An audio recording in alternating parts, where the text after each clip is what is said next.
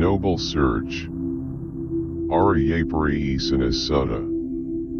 Introduction. Some scholars have suggested that, of the many autobiographical accounts of the Buddha's awakening presented in the Pali Canon, this is the earliest. From that assumption, they have further suggested that because this account does not mention the Four Noble Truths, either in connection with the awakening or with the Buddha's instructions to his first disciples, the Four Noble Truths must have been a later doctrine. There is little reason, however, to accept these suggestions. To begin with, the sutta does not recount the Buddha's period of austerities prior to his awakening, nor does it tell of how the group of 5 monks attended to him during that period and later left him when he abandoned his austerities, and yet toward the end of the sutta those 2 incidents are alluded to in a way that indicates that the Buddha assumes them to be familiar to his listeners. Thus, if anything, the accounts that do explicitly relate those events such as the one in would seem to be earlier. Secondly, the lack of reference to the Four Noble Truths does not indicate that they were not actually involved in the awakening or the first sermon. As is always the case in the Buddha's autobiographical accounts in the canon, this account is designed to convey a lesson, and the lesson is clearly articulated toward the beginning of the sutta, the difference between noble search and ignoble search. The account then illustrates the Buddha's own noble search and his later teaching career in the terms introduced by the lesson: the search for the unborn, aging less, illness less, deathless, sorrowless, undefiled, unexcelled rest from the yoke, unbinding. In particular, all the events mentioned in the account revolve around the issue of the deathless, the discovery of the deathless, the teaching of the deathless, and the Buddha's success in helping others to attain the deathless. Had the lesson of the sutta concerned the Four Noble Truths, they would probably have been mentioned in the account. Thus there seems little reason to regard the sutta as proof that the Four Noble Truths were a later teaching. Nevertheless, this sutta offers many excellent lessons in the Dhamma, in addition to mentioning a few incidents in the Buddha's life that are found nowhere else in the Sutta Pitaka. The Noble Search. Ariyapariyesana Sutta. *****. I have heard that on one occasion the Blessed One was staying near Savatthi in Jita's Grove, Ariyapariyesana monastery. Then early in the morning, having adjusted his lower robe and taking his bowl and outer robe, he went into Savatthi for alms. Then a large number of monks went to Ven. Ananda and said, "It has been a long time, friend Ananda, since we have heard a Dhamma talk in the Blessed One's presence. It would be good if we could get to hear a Dhamma talk in the Blessed One's presence. In that case, venerable ones, go to the hermitage of Ramaka the Brahmin. Perhaps you will get to hear a Dhamma talk in the Blessed One's presence." "As you say, friend," the monks replied to Ven. Ananda and left. Then the Blessed One, having gone for alms, after his meal, on returning from his alms round, said to Ven, "Ananda, Ananda, let's go to the Eastern Park, the palace of Mikara's mother, for the day's abiding." "As you say, Lord." Ven. Ananda replied to the Blessed One. So the Blessed One, together with Ven, Ananda went to the eastern park, the palace of Megara's mother, for the day's abiding. Then, emerging from his seclusion in the evening, he said to Ven, Ananda, let's go to the eastern gatehouse to bathe our limbs. As you say, Lord. Ven. Ananda replied to the Blessed One. So the Blessed One, together with Ven, Ananda, went to the eastern gatehouse to bathe his limbs. Having bathed his limbs at the eastern gatehouse, coming out of the water, he stood in his lower robe, drying his limbs. Then Ven.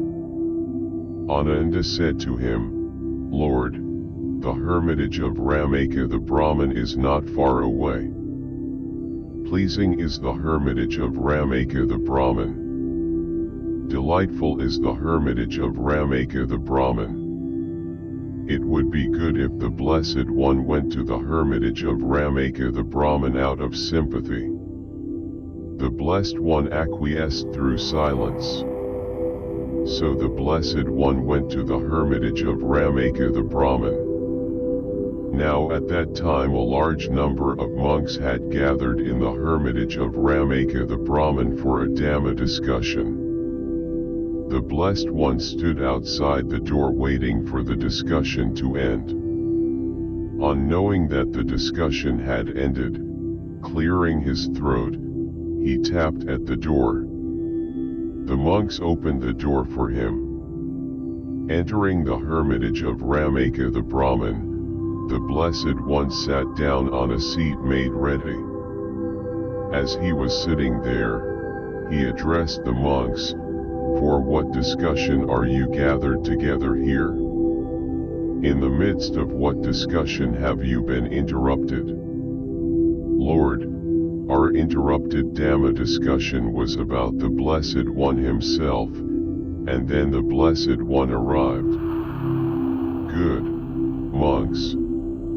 It's fitting that you, as sons of good families who have gone forth out of faith from home to the homeless life, should gather for Dhamma discussion. When you have gathered you have two duties, either Dhamma discussion or noble silence. Point 1. Monks, there are these two searches, ignoble search and noble search. And which is the ignoble search?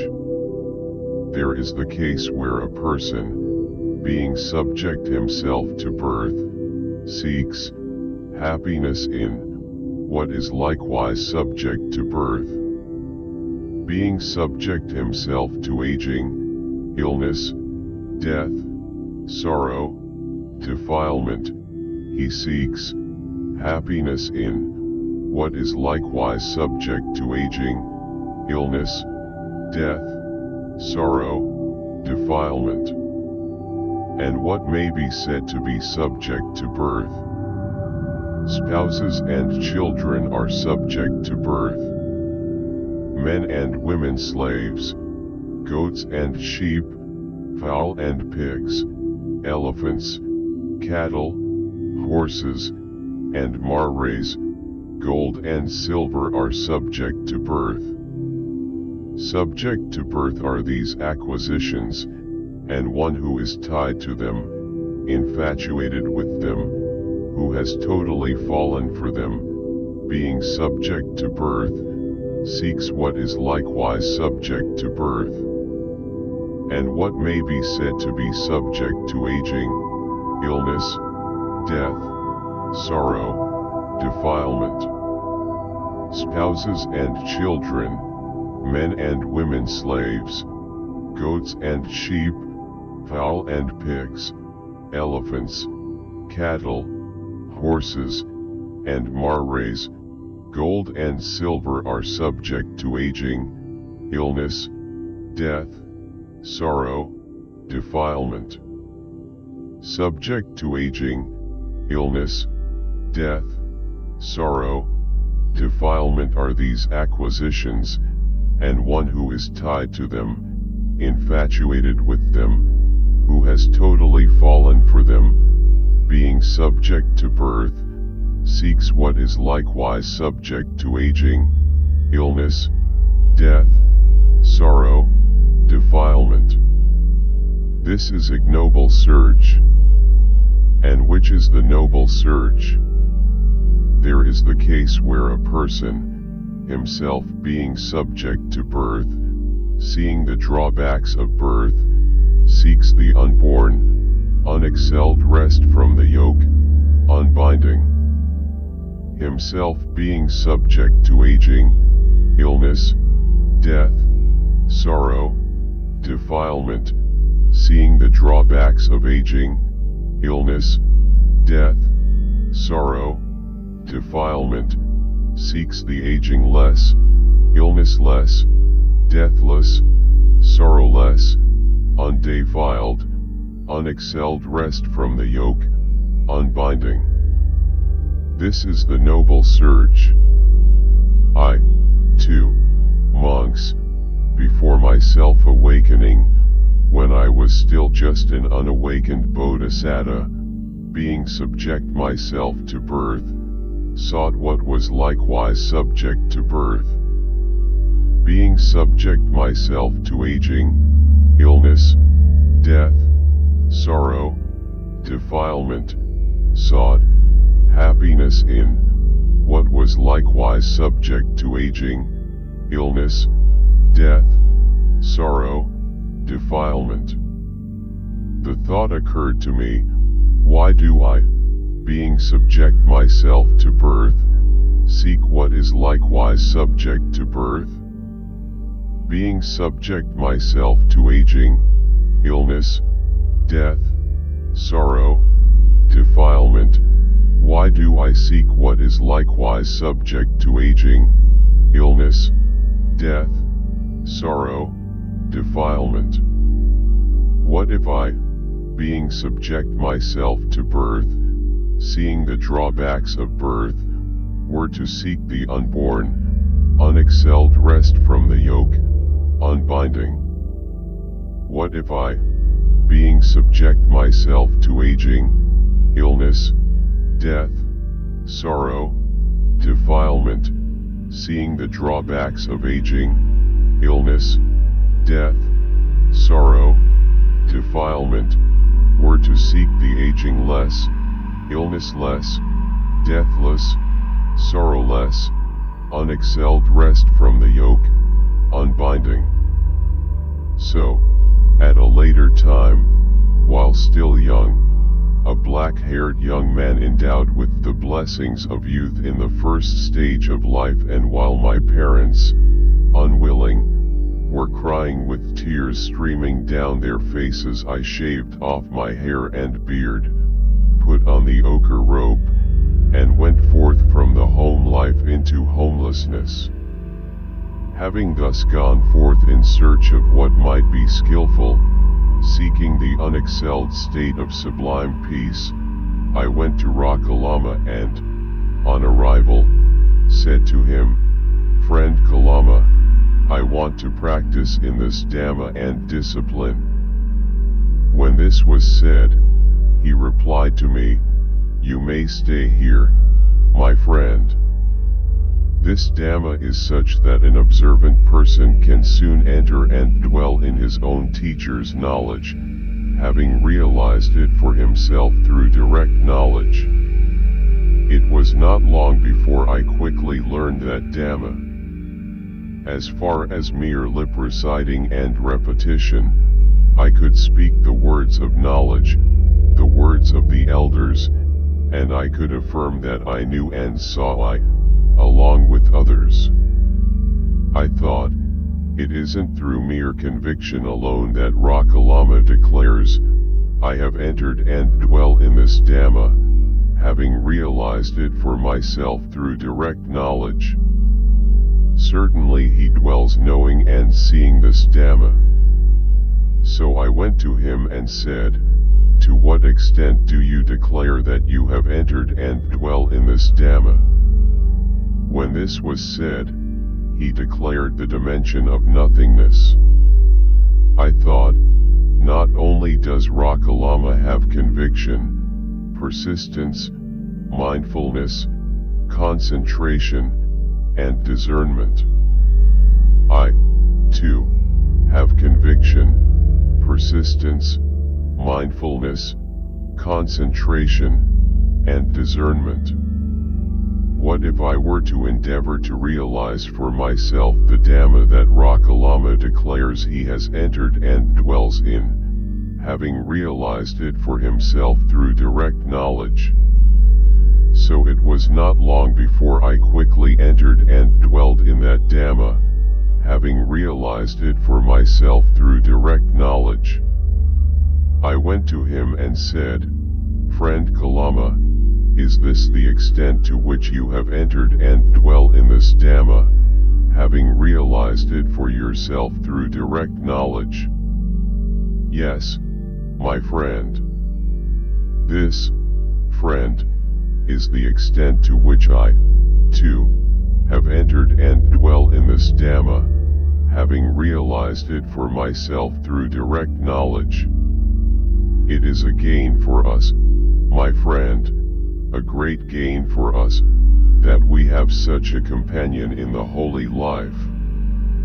So the Dhamma I declare I have entered and dwell in, having realized it for myself through direct knowledge, is the Dhamma you declare you have entered and dwell in, having realized it for yourself through direct knowledge. And the Dhamma you declare you have entered and dwell in, having realized it for yourself through direct knowledge, is the Dhamma I declare I have entered and dwell in, having realized it for myself through direct knowledge. The Dhamma I know is the Dhamma you know, the Dhamma you know is the Dhamma I know. As I am, so are you, as you are, so am I. Come friend, let us now lead this community together. In this way did Rakalama, my teacher, place me, his pupil, on the same level with himself and pay me great honor. But the thought occurred to me, this Dhamma leads not to disenchantment, to dispassion, to cessation, to stilling, to direct knowledge, to self-awakening, nor to unbinding, but only to reappearance in the dimension of nothingness. So, dissatisfied with that Dhamma, I left.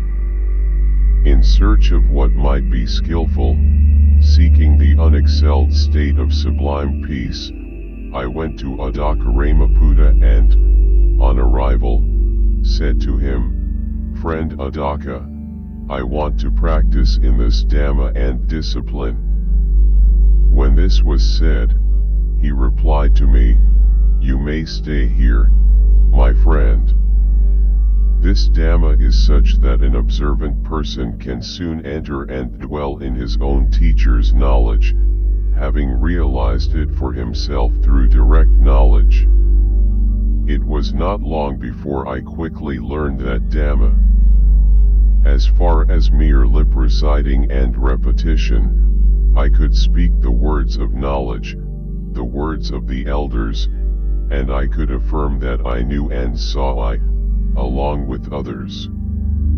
I thought, it wasn't through mere conviction alone that Rama declared, "I have entered and dwell in this Dhamma, having realized it for myself through direct knowledge." Certainly he dwelled knowing and seeing this Dhamma. So I went to Adaka and said, "To what extent did Rama declare that he had entered and dwelled in this Dhamma?" When this was said, Adaka declared the dimension of neither perception nor non-perception. I thought, not only did Rama have conviction, persistence, mindfulness, concentration, and discernment. I, too, have conviction, persistence, mindfulness, concentration, and discernment. What if I were to endeavor to realize for myself the Dhamma that Rama declared he entered and dwelt in, having realized it for himself through direct knowledge? So it was not long before I quickly entered and dwelt in that Dhamma, having realized it for myself through direct knowledge. I went to Adaka and said, "Friend Adaka, is this the extent to which Rama entered and dwelt in this Dhamma, having realized it for himself through direct knowledge?" "Yes, my friend. This, friend, is the extent to which I, too, have entered and dwell in this Dhamma, having realized it for myself through direct knowledge." It is a gain for us, my friend, a great gain for us, that we have such a companion in the holy life. So the Dhamma Rama declared he entered and dwelt in, having realized it for himself through direct knowledge, is the Dhamma you declare you have entered and dwell in, having realized it for yourself through direct knowledge. And the Dhamma you declare you have entered and dwell in, having realized it for yourself through direct knowledge, is the Dhamma Rama declared he entered and dwelt in, having realized it for himself through direct knowledge. The Dhamma he knew is the Dhamma you know. The Dhamma you know is the Dhamma he knew. As he was, so are you. As you are, so was he. Come friend, lead this community. In this way did Adaka Ramaputa, my companion in the holy life, place me in the position of teacher and pay me great honor. But the thought occurred to me, this Dhamma leads not to disenchantment, to dispassion, to cessation, to stilling, to direct knowledge, to self-awakening, nor to unbinding, but only to reappearance in the dimension of neither perception nor non-perception. So, dissatisfied with that Dhamma, I left. In search of what might be skillful, seeking the unexcelled state of sublime peace, I wandered by stages in the Magadhan country and came to the military town of Uruvela. There I saw some delightful countryside, with an inspiring forest grove, a clear flowing river with fine, delightful banks, and villages for alms going on all sides. The thought occurred to me, how delightful is this countryside, with its inspiring forest grove, clear flowing river with fine, delightful banks, and villages for alms going on all sides. This is just right for the exertion of a clansman intent on exertion. So I sat down right there, thinking, this is just right for exertion. Then, monks, being subject myself to birth, seeing the drawbacks of birth, seeking the unborn, unexcelled rest from the yoke, unbinding, I reached the unborn, unexcelled rest from the yoke, unbinding. Being subject myself to aging, illness, death, sorrow, defilement, seeing the drawbacks of aging, illness, death, sorrow, defilement, seeking the aging less, illness less, deathless, sorrowless, unexcelled rest from the yoke, unbinding, I reached the aging less, illness less, deathless, sorrowless, unexcelled rest from the yoke, unbinding. Knowledge and vision arose in me, unprovoked is my release. This is the last birth. There is now no further becoming. The then thought occurred to me, this Dhamma that I have attained is deep, hard to see, hard to realize, peaceful, refined, beyond the scope of conjecture, subtle, to be experienced by the wise. But this generation delights in attachment, is excited by attachment, enjoys attachment. For a generation delighting in attachment, excited by attachment, enjoying attachment, this/that conditionality and dependent co-arising are hard to see. This state, too, is hard to see. The pacification of all fabrications, the relinquishing of all acquisitions, the ending of craving, dispassion, cessation, unbinding. And if I were to teach the Dhamma and others would not understand me, that would be tiresome for me, troublesome for me. Just then these verses, unspoken in the past, unheard before, occurred to me. Enough now with teaching. What? Only with difficulty I reached. This Dhamma is not easily realized by those overcome with aversion and passion. What is abstruse, subtle, deep, hard to see, going against the flow? Those delighting in passion, cloaked in the mass of darkness, won't see. As I reflected thus, my mind inclined to dwelling at ease, not to teaching the Dhamma. Then Brahma Sahampati, having known with his own awareness the line of thinking in my awareness, thought, the world is lost. The world is destroyed. The mind of the Tathagata, the Arahant, the rightly self-awakened one inclines to dwelling at ease, not to teaching the Dhamma. Then, just as a strong man might extend his flexed arm or flex his extended arm, Brahma Sahampati disappeared from the Brahma world and reappeared in front me. Arranging his upper robe over one shoulder, he knelt down with his right knee on the ground, saluted me with his hands before his heart, and said to me, Lord, let the Blessed One teach the Dhamma. Let the One well gone teach the Dhamma. There are beings with little dust in their eyes who are falling away because they do not hear the Dhamma. There will be those who will understand the Dhamma.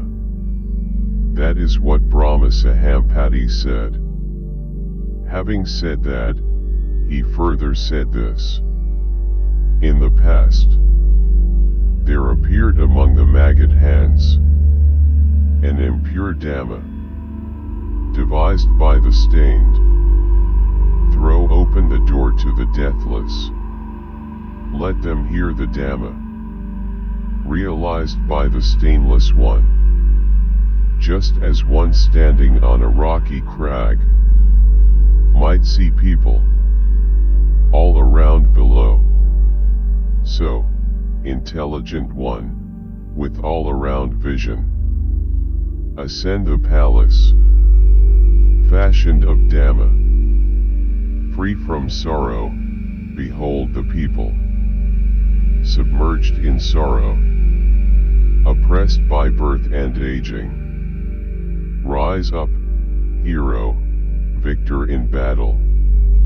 O teacher, wander without debt in the world. Teach the Dhamma, O blessed one. There will be those who will understand. Then, having understood Brahma's invitation, out of compassion for beings, I surveyed the world with the eye of an awakened one. As I did so, I saw beings with little dust in their eyes and those with much, those with keen faculties and those with dull, those with good attributes and those with bad, those easy to teach and those hard, some of them seeing disgrace and danger in the other world. Just as in a pond of blue or red or white lotuses, some lotuses born and growing in the water might flourish while immersed in the water, without rising up from the water.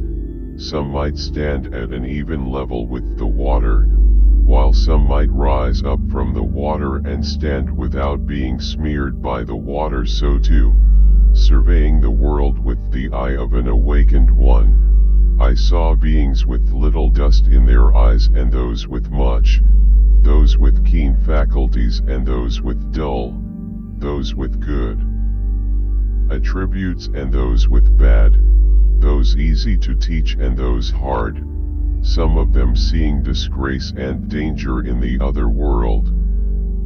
Having seen this, I answered Brahma Sahampati in verse. Open are the doors to the deathless. Let those with ears show their conviction. Let them show their conviction. Perceiving trouble, O Brahma, I did not tell people the refined, sublime Dhamma. Then Brahma Sahampati, thinking, the Blessed One has given his consent to teach the Dhamma, bowed down to me and, circling me on the right, disappeared right there. Then the thought occurred to me, to whom should I teach the Dhamma first? Who will quickly understand this Dhamma? Then the thought occurred to me, this Rakalama is wise, competent, intelligent. He has long had little dust in his eyes. What if I were to teach him the Dhamma first? He will quickly understand this Dhamma. Then a Devata came to me and said, Lord, Rakalama died 7 days ago. And knowledge and vision arose within me, Rakalama died 7 days ago. The thought occurred to me, a great loss has Rakalama suffered. If he had heard this Dhamma, he would have quickly understood it. Then the thought occurred to me, to whom should I teach the Dhamma first? Who will quickly understand this Dhamma? Then the thought occurred to me, this Adakaramaputa is wise, competent, intelligent. He has long had little dust in his eyes. What if I were to teach him the Dhamma first? He will quickly understand this Dhamma.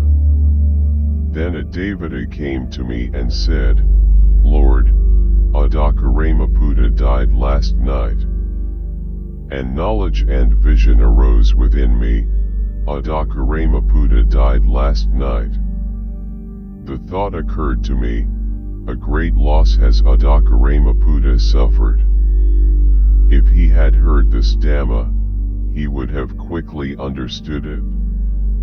Then the thought occurred to me, to whom should I teach the Dhamma first?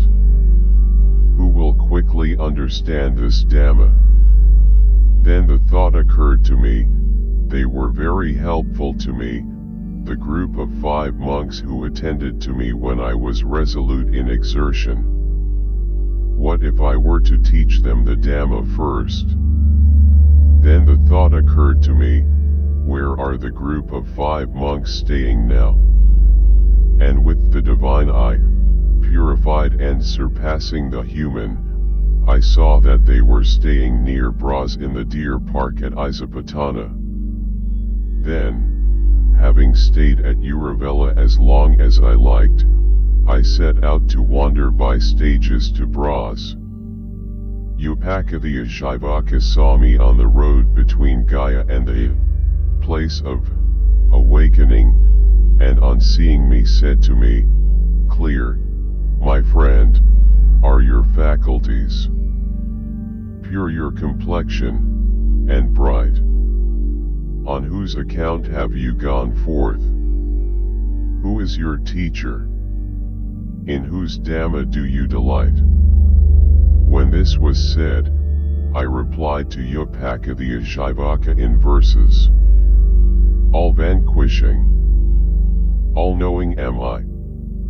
With regard to all things, unadhering, all abandoning, released in the ending of craving, having fully known on my own. To whom should I point as my teacher? I have no teacher, and one like me can't be found. In the world with its devas, I have no counterpart, for I am an arahant in the world. I, the unexcelled teacher, I, alone, am rightly self-awakened. Cooled am I, unbound, to set rolling the wheel of Dhamma. I go to the city of Kasi, in a world become blind. I beat the drum of the deathless. From your claims, my friend, you must be an infinite conqueror. Conquerors are those like me, who have reached effluence end. I've conquered evil qualities. And so, Yopaka, I'm a conqueror. When this was said, Yopaka said, may it be so, my friend, and shaking his head, taking a side road he left. Then, wandering by stages, I arrived at Bras, at the deer park in Isapatana, to where the group of 5 monks were staying. From afar they saw me coming and, on seeing me, made a pact with one another, saying, friends, here comes Gotama the contemplative, living luxuriously, straying from his exertion, backsliding into abundance. He doesn't deserve to be bowed down to be greeted by standing up, or to have his robe and bowl received. Still, a seat should be set out. If he wants to, he can sit down. But as I approached, they were unable to keep to their pact. One, standing up to greet me, received my robe and bowl. Another spread out a seat. Another set out water for washing my feet. However, they addressed me by name and as friend. So I said to them, don't address the Tathagata by name and as friend. The Tathagata, friends, is a worthy one, rightly self-awakened. Lend ear, friends, the deathless has been attained. I will instruct you. I will teach you the Dhamma. Practicing as instructed, you will in no long time reach and remain in the supreme goal of the holy life for which clansmen rightly go forth from home into homelessness, knowing and realizing it for yourselves in the here and now.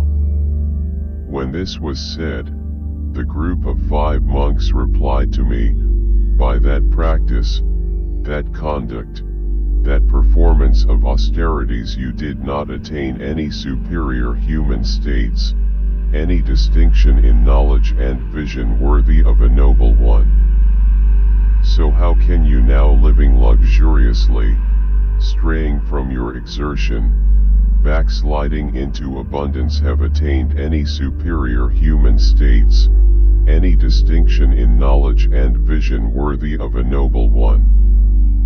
When this was said, I replied to them, the Tathagata, monks, is not living luxuriously, has not strayed from his exertion, has not backslid into abundance. The Tathagata, friends, is a worthy one, rightly self-awakened. Lend ear, friends, the deathless has been attained. I will instruct you. I will teach you the Dhamma. Practicing as instructed, you will in no long time reach and remain in the supreme goal of the holy life for which clansmen rightly go forth from home into homelessness, knowing and realizing it for yourselves in the here and now. A second time. A third time, the group of 5 monks said to me, by that practice, that conduct, that performance of austerities you did not attain any superior human states, any distinction in knowledge and vision worthy of a noble one. So how can you now living luxuriously, straying from your exertion, backsliding into abundance have attained any superior human states, any distinction in knowledge and vision worthy of a noble one? When this was said, I replied to the group of 5 monks, do you recall my ever having spoken in this way before? No, Lord. The Tathagata, monks, is not living luxuriously, has not strayed from his exertion, has not backslid into abundance. The Tathagata, friends, is a worthy one, rightly self-awakened. Lend ear, friends, the deathless has been attained. I will instruct you. I will teach you the Dhamma. Practicing as instructed, you will in no long time reach and remain in the supreme goal of the holy life for which clansmen rightly go forth from home into homelessness, knowing and realizing it for yourselves in the here and now. And so I was able to convince them. I would teach 2 monks while 3 went for alms, and we 6 lived off what the 3 brought back from their alms round. Then I would teach 3 monks while 2 went for alms, and we 6 lived off what the 2 brought back from their alms round. Then the group of 5 monks thus exhorted, thus instructed by me being subject themselves to birth, seeing the drawbacks of birth, seeking the unborn, unexcelled rest from the yoke, unbinding, reached the unborn, unexcelled rest from the yoke, unbinding. Being subject themselves to aging, illness, death, sorrow, defilement, seeing the drawbacks of aging, illness, death, sorrow, defilement, seeking the aging less, illness less, deathless, sorrowless, unexcelled rest from the yoke, unbinding, they reached the aging less, illness less, deathless, sorrowless, unexcelled rest from the yoke, unbinding. Knowledge and vision arose in them, unprovoked is our release. This is the last birth. There is now no further becoming. Monks, there are these 5 strings of sensuality. Which 5? Forms cognizable via the eye, agreeable, pleasing, charming, endearing, enticing, linked to sensual desire. Sounds cognizable via the ear, agreeable, pleasing, charming, endearing, enticing, linked to sensual desire. Aromas cognizable via the nose, agreeable, pleasing, charming, endearing, enticing, linked to sensual desire. Tastes cognizable via the tongue, agreeable, pleasing, charming, endearing, enticing, linked to sensual desire. Tactile sensations cognizable via the body, agreeable, pleasing, charming, endearing, enticing, linked to sensual desire. These are the 5 strings of sensuality. And any contemplatives or Brahmans tied to these 5 strings of sensuality infatuated with them, have totally fallen for them, consuming them without seeing their drawbacks or discerning the escape from them should be known as having met with misfortune, having met with ruin. Mara can do with them as he will. Just as if a wild deer were to lie bound on a heap of snares, it should be known as having met with misfortune, having met with ruin. The hunter can do with it as he will. When the hunter comes, it won't get away as it would like. In the same way, any contemplatives or Brahmans tied to these 5 strings of sensuality infatuated with them, have totally fallen for them, consuming them without seeing their drawbacks or discerning the escape from them should be known as having met with misfortune, having met with ruin. Mara can do with them as he will. But any contemplatives or Brahmans not tied to these 5 strings of sensuality uninfatuated with them, having not totally fallen for them, consuming them seeing their drawbacks and discerning the escape from them should be known as not having met with misfortune, not having met with ruin. Mara cannot do with them as he will. Just as if a wild deer were to lie unbound on a heap of snares, it should be known as not having met with misfortune, not having met with ruin. The hunter cannot do with it as he will.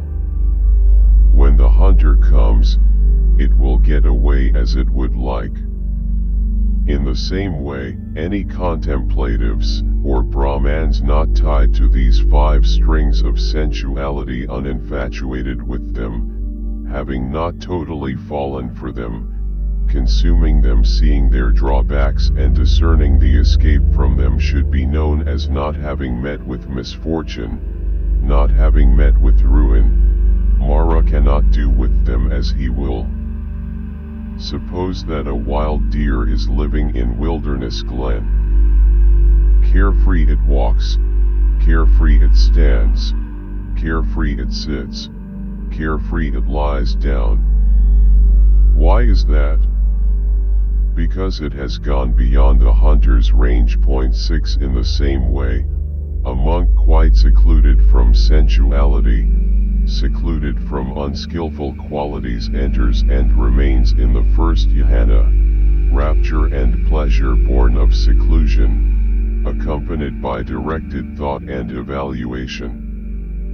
This monk is said to have blinded Mara. Trackless, he has destroyed Mara's vision and has become invisible to the evil one. 7. And further, the monk, with the stilling of directed thoughts and evaluations, enters and remains in the second jhana, rapture and pleasure born of concentration, unification of awareness free from directed thought and evaluation, internal assurance. This monk is said to have blinded Mara. Trackless, he has destroyed Mara's vision and has become invisible to the evil one.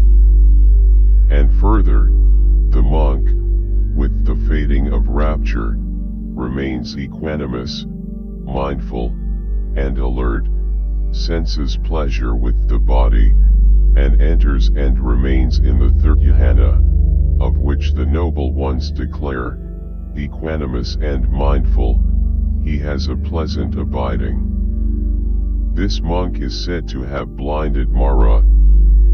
Trackless, he has destroyed Mara's vision and has become invisible to the evil one. And further, the monk, with the abandoning of pleasure and pain as with the earlier disappearance of elation and distress, enters and remains in the fourth jhana, purity of equanimity and mindfulness, neither pleasure nor pain. This monk is said to have blinded Mara. Trackless, he has destroyed Mara's vision and has become invisible to the evil one. And further, the monk, with the complete transcending of perceptions of physical form, with the disappearance of perceptions of resistance, and not attending to perceptions of multiplicity, perceiving infinite space, enters and remains in the dimension of the infinitude of space. This monk is said to have blinded Mara. Trackless, he has destroyed Mara's vision and has become invisible to the evil one. And further, the monk, with the complete transcending of the dimension of the infinitude of space, perceiving infinite consciousness, enters and remains in the dimension of the infinitude of consciousness. This monk is said to have blinded Mara. Trackless, he has destroyed Mara's vision and has become invisible to the evil one. And further, the monk, with the complete transcending of the dimension of the infinitude of consciousness, perceiving there is nothing, enters and remains in the dimension of nothingness. This monk is said to have blinded Mara. Trackless, he has destroyed Mara's vision and has become invisible to the evil one. And further, the monk, with the complete transcending of the dimension of nothingness, enters and remains in the dimension of neither perception nor non-perception. This monk is said to have blinded Mara. Trackless, he has destroyed Mara's vision and has become invisible to the evil one. And further, the monk, with the complete transcending of the dimension of neither perception nor non-perception, enters and remains in the cessation of perception and feeling.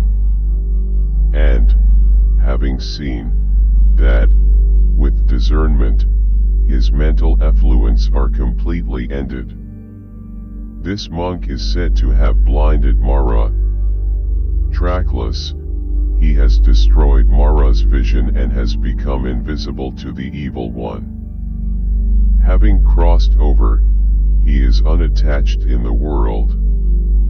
Carefree he walks, carefree he stands, carefree he sits, carefree he lies down. Why is that? Because he has gone beyond the evil one's range. That is what the Blessed One said. Gratified, the monks delighted in the Blessed One's words.